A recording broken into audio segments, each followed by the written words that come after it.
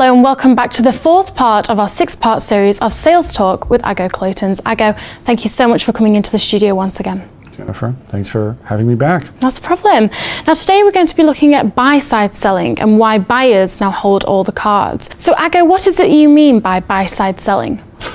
Buy-side selling is really about recognizing the fact that in today's world, buyers are more informed, have more power, and have more control over the purchasing process. So it's really another way of saying where I think the buyer-seller dance used to revolve really around two parties sort of in equal measure, where often the seller had quite a bit of influence in the process.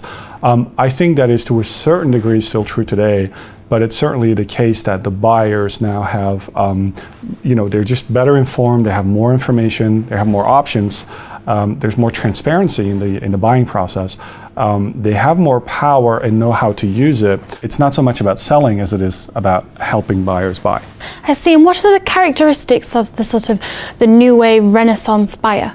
Sure. I think the Renaissance buyer is, again, they're highly informed. They're highly professional. They buy according to a set process and a set of core principles.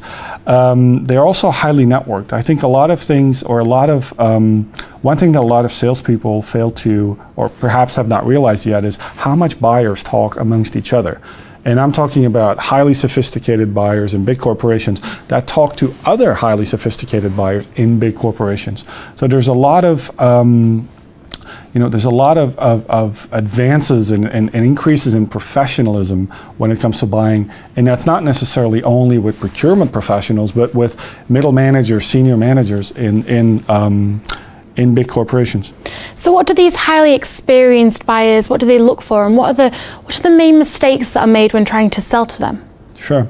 I think there's four key factors that again, corporate buyers today are looking for. The first one is they want to receive real and tangible value at every step of the process. And so giving value up front is key to making a sale and to building a relationship today.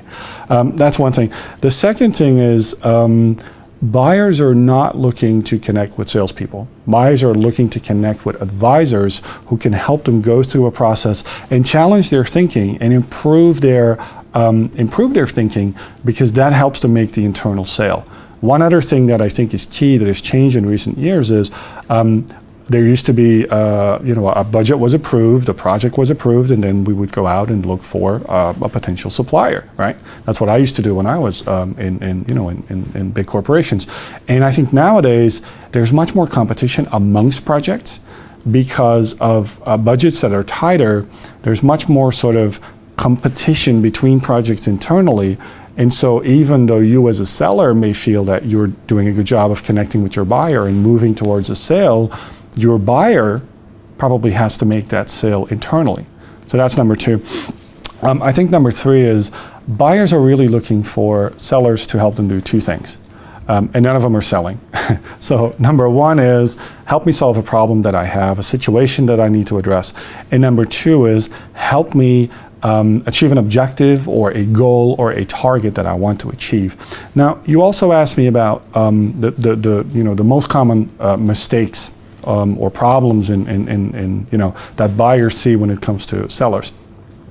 Number one by far is not listening, and not listening. By listening, I don't define listening as the sort of verbal yes nodding and active listening and asking questions. I think that's basic. The problem is that most salespeople listen with what I call intent. And the intent is they listen for cues or signals that the buyer is going to give that a sale is possible.